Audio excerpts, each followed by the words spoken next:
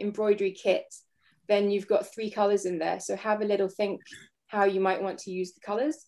If you're using your own embroidery threads, of course, you can, use any colors that you want. There's no restrictions.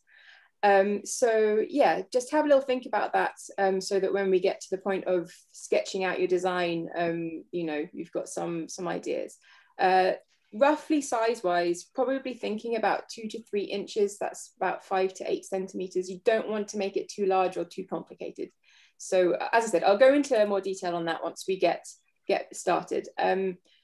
Before I launch the slide presentation, I do want to just introduce Jane to you. She is joining us from Peace and Justice, and she's going to be our technical support today. So there's Jane. Anyone that has any technical issues, reach out to her and she'll be able to help you. So there we go. Okay. Oh, that's brilliant. Looks like we have about 14 people, I think. So I'm going to launch screen share. Right. Let's do that.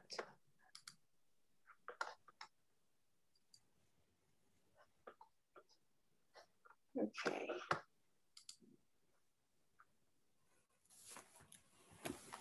Not working. There we go. Perfect. I hope you can all see the first slide there. So this is the overall design for the memorial. It's a bit of a giveaway to show it to you first, but it gives you an idea of where we're going to end up, at the very beginning. So I was selected in 2018 to be the lead artist on the memorial, and I am a sculptor based in Edinburgh. And the task really was to create an inclusive memorial to go in Princes Street Gardens in Edinburgh, and to have a reflection space. So I went on a really in-depth research process to try and find my way to the final design. So I'll tell you a little bit more about that now. Ooh. How do I, down here. Is that it? Yes, there we go. So when I was starting out, I tried to basically learn as much as I possibly could about conscientious objectors. And that meant lots of reading and internet searches and things like that. And through that search, I struck on this quote and this bit of information from the 1916 No Conscription Fellowship meeting that was held in London. It was an emergency meeting about conscientious objectors. And I just found it really fascinating. So basically, there was this meeting held in London, and it was about conscientious objectors. While the meeting was taking place, there was a kind of really angry mob outside that was getting more and more aggressive every time the audience cheered the speakers at the meeting. They could hear the mob getting more and more aggressive outside and trying to break in.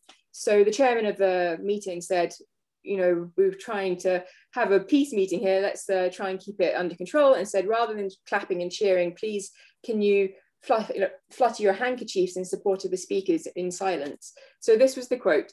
So no one who was present will forget the effect of this. And the distinguished speakers were greeted with thousands of fluttering handkerchiefs, making the soft sound of a rising and falling breeze.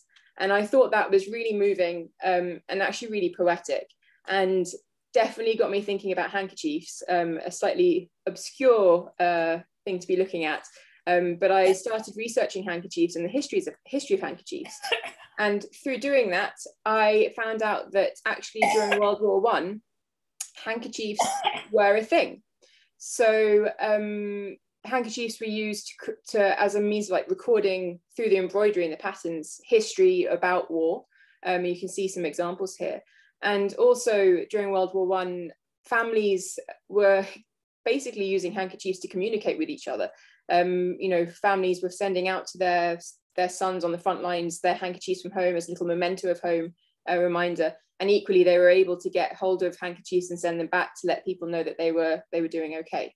So I found that really interesting, this idea of a handkerchief as being a means of support or showing support. And that got me thinking about the COs that were put in prison or that weren't really getting any support, and got me thinking about the idea of creating handkerchiefs for the COs. So again, through research, I struck upon, the more I looked into handkerchiefs, the more interesting they became. And I struck upon the handkerchief tree, which is actually a real tree. we have some in Edinburgh in the Botanic Gardens, and they're really unusual. So that's just a photograph of the real handkerchief tree, and you'll see it has these hanging white bracts that aren't really leaves, and they're not really flowers either, and they hang from the branches, and they flutter because they're quite large, and they flutter in the breeze, which is obviously why it's called handkerchief tree. But it also has a second name. It's also called a dove tree, because there is this sort of legend associated with this tree about a woman who brought peace to two warring tribes. If I flick onto the next slide, you'll see this woman that brought peace to two warring tribes, and she agreed to go and marry the leader of the opposing tribe, and left her home, and every day her family wrote letters to her, and they came and roosted in the tree outside, and it became known as the peace tree. So so it's a symbol of peace, and it's a really, really beautiful tree. So that gave me the idea of basically creating a memorial site with a peace tree in it. So there's the overview again of the design. So you can see that there's the peace tree, and it will be cast in bronze. So this obviously needs to be a permanent sculpture that people can come and visit, and it's going to be robust, it's going to be outside. So the tree will be cast in bronze and sited in this reflection space. So you can see in the background there is a seat. That seat's actually made of granite. So it's a Gabion seat, drawing on the World War I COs that went up to Dyce in Aberdeenshire. They were sent up to do work of national importance up in Aberdeenshire, and they were essentially breaking rocks for road metal and things like that. So they were crushing granite. So the seat will source Aberdeenshire granite to make the seat rest, which you can see has a dedication along the back of the seat rest. And these Gabion baskets, which have connotations with defence, seawall defence, and also military defence. Gabions are used by the military as well. So it'll be fully accessible with a pathway, so that, you know, wheelchairs and, you know, have good access. And you can see on the bronze tree that these hanging handkerchiefs.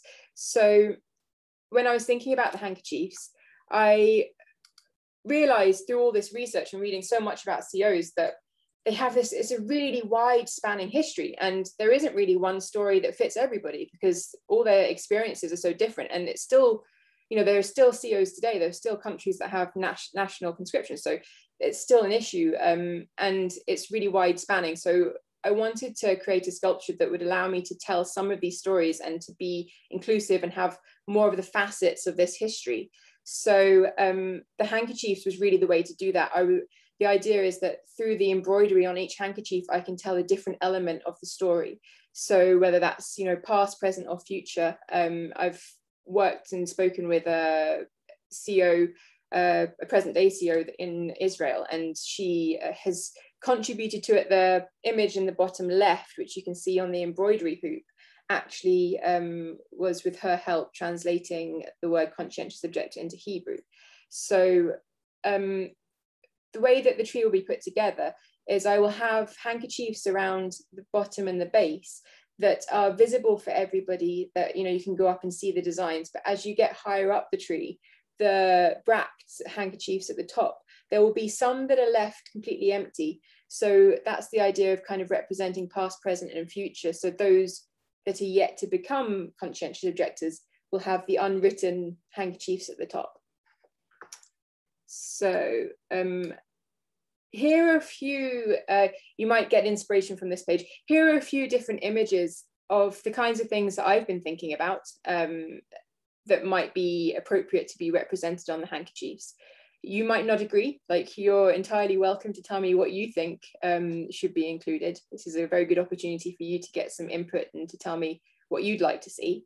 But these are some of the things that I've been considering, because I think whilst we're going to have a website that will give a lot more information behind each handkerchief, you know, a sort of page per handkerchief, I think it's also really important that people that are just walking through the gardens can connect with the tree and get a good understanding of it as much as possible without having to read anything or see anything. So I think the combination of the handkerchiefs will hopefully begin to build the picture for anyone that walks past and sees the tree. So these are some examples. So that's just a sort of visual mock-up that gives you a sense of what a cast handkerchief might look like. So you can see it's got the Friends Ambulance Unit emblem on the right-hand side, and the casting process, the handkerchiefs will be in bronze as well, and the casting process will really capture all the detail. Bronze is extremely fine, you can catch a fingerprint, so I'll be able to get all the stitching, whilst the colours won't really matter in the final thing because they won't be individually coloured, and they'll be bronze, and I'll let the patina go to a natural green, but all of the stitching, so the types of stitching that I use, and the thickness and the weight of the fabric and any creases, things like that will all transfer into the bronze and be made permanent. The little bit of rock is actually, I don't know if that's obvious, it's a little rock at the top of the bract, is actually meant to be a piece of Aberdeenshire diced granite again. And it's really kind of symbolic here because these hanging bracts on the real tree have these seed pods that sit right up inside the bract, and that's, you know, the next year's seeds. So that's kind of represented here by translating it into a piece of granite. So kind of suggesting that the COs of the past have sowed the seed for the future COs. So there's a hint of what it might look like in Princes Street Gardens. So anyone that's not familiar with Edinburgh or not from Scotland, that's Edinburgh Castle in the background, loosely interpreted, and that's it in the space. So I think I'm nearly there. So this is, unfortunately, we're online today, but previously we have had in-person workshops. So we've had them in Edinburgh, Glasgow, and Dundee, and they've all been really enjoyable. And it's all really informal. So, you know, once we get started, please feel free just to ask questions as we go along. But yeah, you can see we've had a few of these before. And that's just the last slide. So that's the model that I made for the memorial that gives you a bit more of a sense of it in real terms of, you know, what it might look like as a sculpture with a seat. So, okay, I'm going to stop screen sharing now. Okay, so I hope that has given everyone a really quick whistle-stop tour of what the Opposing War Memorial is going to look like and what it's going to include. I think the next step, really, I can see that we're 18 of us, so I think, Jane, we probably should go to breakout rooms, if that makes sense to you. What we're going to do is we've got 2 breakout rooms set up.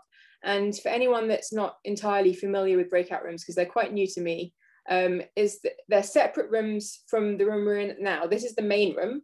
And what we're going to do is we're going to send you an invite that's going to ask you to join a breakout room. So you can choose the one that you want to go into. And the options are, I think it's beginner and not with sound. Is that what it was called, Jane? It was called chat without music, because the main room's going to play some music, fingers crossed, if we can get it working. Okay. And then there'll be other room with the idea that if you fancy, well, I suppose it's just to make the room smaller and the chance to chat. And then obviously the beginner one, sorry, Kate, I'm going to take it out. No. Then the beginner one, I think the idea is that you're starting there, Kate, and you'll be helping people a bit more in there. But I think you'll be able to pop through to any room, won't you, as well? Yeah.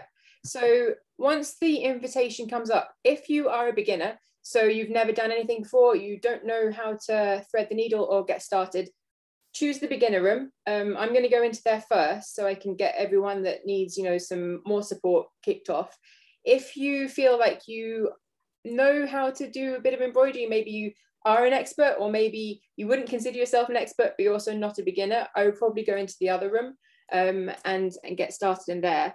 If you are unsure of what you want to do for design, then maybe also come into the beginner room, because I'm going to be in there first. So if you have anything that you need immediate support with, then join us in the beginner room and I will be able to answer your questions. I think once we go into the breakout rooms, there is a functionality that allows you to, is it ask for help? Jane, is that right? Yeah, I'm not sure.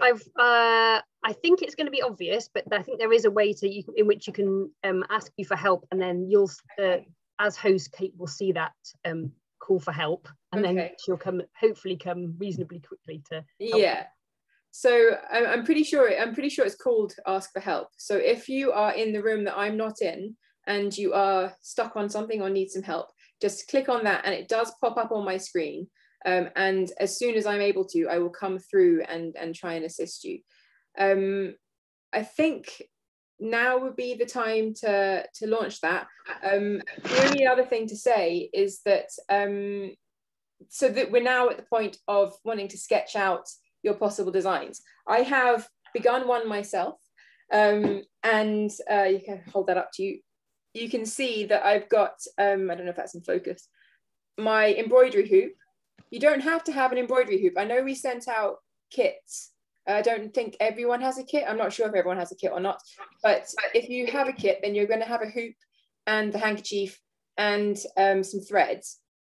So, but you can stitch without a hoop. So if you don't have one, not everyone likes working with a hoop. Some people find they get in the way.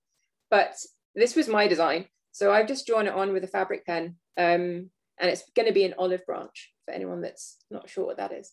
But if I have time, I'm going to be working on this with you while we go along. But yeah, so